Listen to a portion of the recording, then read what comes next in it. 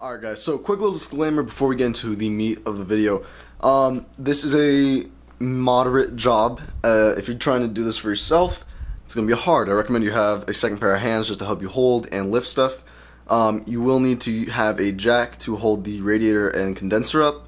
For some people I'm sure it can be held by the tubes, but mine are a little worn out, so it didn't hold it up enough in my opinion. On top of that, you are going to have to bleed coolant obviously. But you're also going to have to bleed your power steering, because on the 04s, I believe, it may be different on later models, but on my 04, the power steering cooler has to be disconnected, which in turn means you have to take fluid out of the system completely. So those are two disclaimers I want to put into this before we get into the rest of the video. If you don't feel comfortable doing that, maybe don't attempt this, but you can definitely do it in a home garage with a home set of tools. So without further ado, let's get into the video. You guys will see how I effed up my Z and what happened and what I had to do to fix it.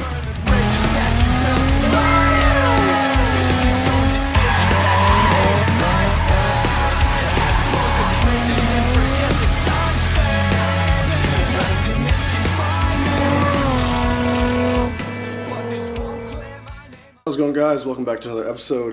Today we have a pretty bad episode. I'm going to play the footage from the GoPro, but I crashed. I was out sliding, and my dumbass either A, we gripped up, or we lost front grip, one of the two, and we hit a huge dirt mound. In retrospect, this is probably the best thing that could have happened. It could have been a wall, another car, hard rocks, anything. So please, if you learn anything from today's episode, don't drive like a dumbass. We drive in closed areas, closed courses, you know, places that we're allowed to with no one else around us, thankfully, but at the same time, doesn't mean you're the best driver. Shit's gonna happen. So that's what happened today.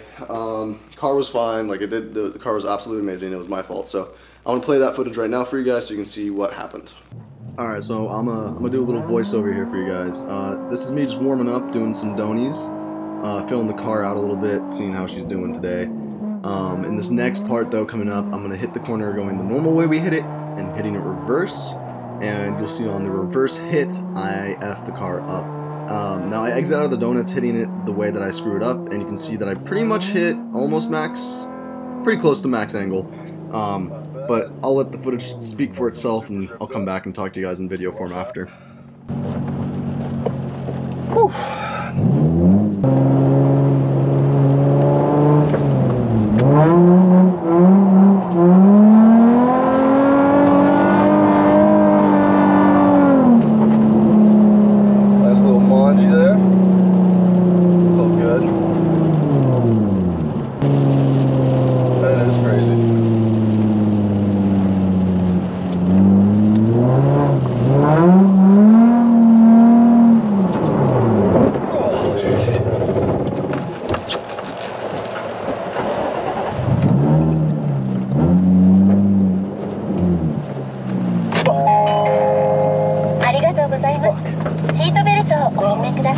So yeah, as you can see, fucked it up pretty bad. I'm gonna get the camera down, but basically, core support cracked, rad cracked. We lost all fluid, so we had to tow the car back, which I don't know if we have any footage of, but that was an adventure in itself. But let's show you what damage we got. Starting off, I've already removed the bumper, but you can see the main issue here, core, absolutely cracked. It took the blunt of the impact up here, but it caused this to shear off, which in turn, if we move this, it's kind of hard to see, but the entire radiator is moving, which is not good, which causes it to piss out the back end of it. And then if we come down here and move this flap a little bit more, hopefully the camera can pick it up. I don't know if it can, it's a bit dark, but the rad right down there got cracked, causing it to piss its guts out. So no bueno. Headlight, the new headlights are good, thank God. Fender's okay. It's just this big chunk of plastic. So all of this is gonna get removed. I'm gonna start by taking this bash bar off, pulling some more things, some lines and whatnot. Really shitty. It sucks, you know? Like, we're gonna have to fix it. And holy shit, it is gorgeous outside. Check this out. It's absolutely beautiful. That is unreal. Wow. This is the tire that hit the dirt. You can see there's a lot of mud and stuff on it, the gram light. But the gram light's strong, didn't fuck the wheel up. The skid plate was already damaged beforehand, but it's totally gone right now. Fender liner ripped off. The bumper itself took the blunt right here, and thank God for KBD, because all that we have fucked up is a little bit of wrap scratched there. So Might try to find another bumper, and might just try to fix that one. We have an event on the 14th that I'm trying to drive, so we gotta get this thing back up and running, which means we're gonna need a new core support and a new radiator and maybe some other stuff. So we're gonna walk through that process. But we're gonna start by taking everything apart today and hopefully get everything back together in a timely manner. All right, so it may not look like it, but we're back. It's been a day-ish since the last clip. Car's sitting like it was. Today, the goal is to transfer all this hardware onto the new core support, which we just got. Fantastic, looks amazing. Basically, what we have to do is transfer hood latch. I believe this is SRS. I think it's airbag detection, which, by the way, disconnect your battery before unplugging anything. Probably goes without saying, but whatever. This little bracket that helps keep the bumper up. Disconnect the hood latch, and then in theory, this bad boy should stay up from these hoses. We're gonna see how true that is. Don't know if it is. We're gonna find out. And disconnect the radiator. Caps right here pop off, which actually, fuck, I think I can do that with my finger. Nope, maybe not, but those come off. Bolt, twist and screw. These two guys right here, and then I believe two guys right here. And then in theory, this should come off. But we also have to disconnect our power steering cooler, which is going to be interesting because we'll most definitely leak. So these two clamps are gonna have to come off, disconnect it, and then reconnect when we get everything back on. And then we're gonna have to figure out how to wiggle this whole thing on these, around these. And I'm sure there's a way to disconnect them from the back over here, but I really don't feel like taking the overflow out, and I don't feel like messing with that. But we might have to. We're gonna find out, and we're gonna find out very quickly. So if this is the wrong way to do it and you already know this and you think I'm a dumbass, you are probably absolutely right, because this is my first time doing this. So let's get to it and see how much we can get. I'm gonna time lapse this stuff because why not? So let's do it.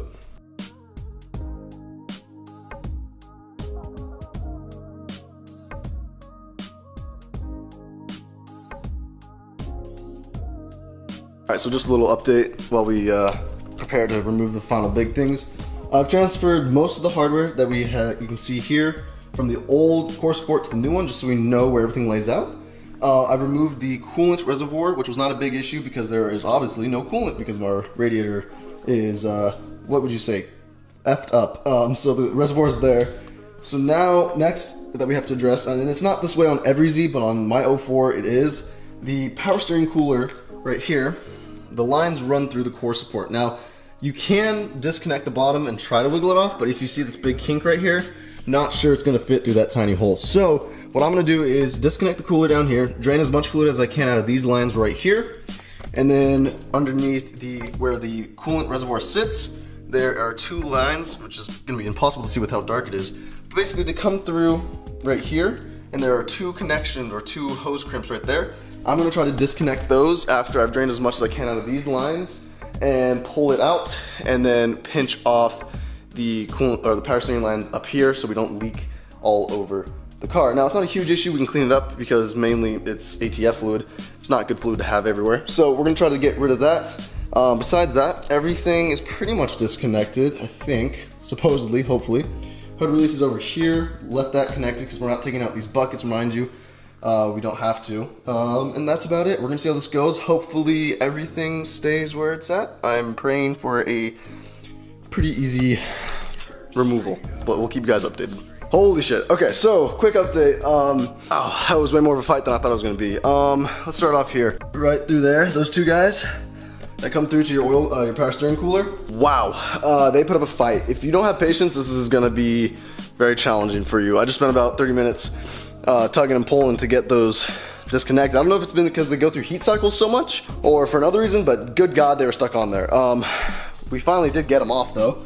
As you can see, I used locking clamps on after I moved off these lock rings, which are not on here. Let me show you. These guys, these style clamps. Once I got those off, I clamped to right after the nipple of the hose or the line and clamped onto the safe location that was not on the hard line so I wouldn't damage it, and just twisted, pulled on both ends back and forth. Finally got it. It's a tight spot, pain in the ass.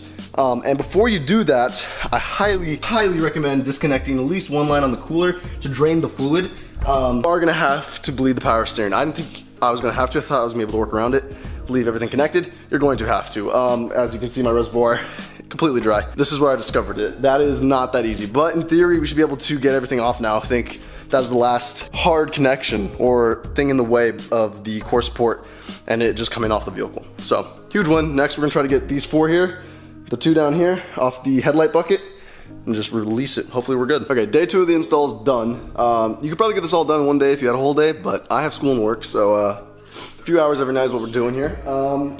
New one's on. Look at that. Nice and shiny. Not everything is back securely.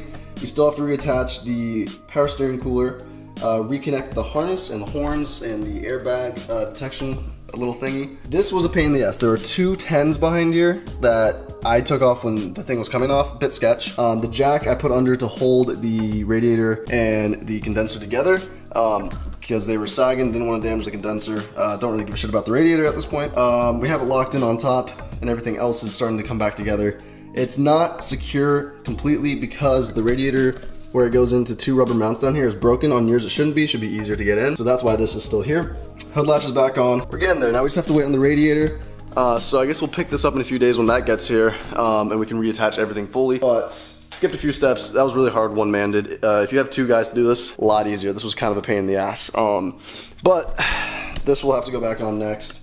And I'm gonna have to bleed the power steering and re-put fluid in it because it dumped all out, obviously. So that's gonna wrap up today. We're gonna go into the next one. This is a very long video. We might conclude this episode here. We'll see. You guys will know by the next clip, so. Continuing the clip in the same room from the last clip, but we're gonna wrap up this episode here, guys.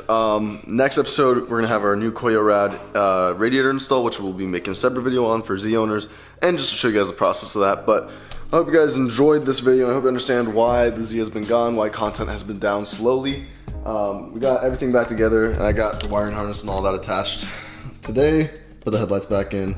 So she's starting to look like a car again. We just have to do some small things, get the radiator in, and call it a day. But for episode 1 of the revival of my dumbass crash, hopefully this was a good little video. Thank you guys for watching. Don't forget to comment, like, subscribe. Go check out our drifting videos. Check out our yearly recap, which is one of my favorite videos that we made.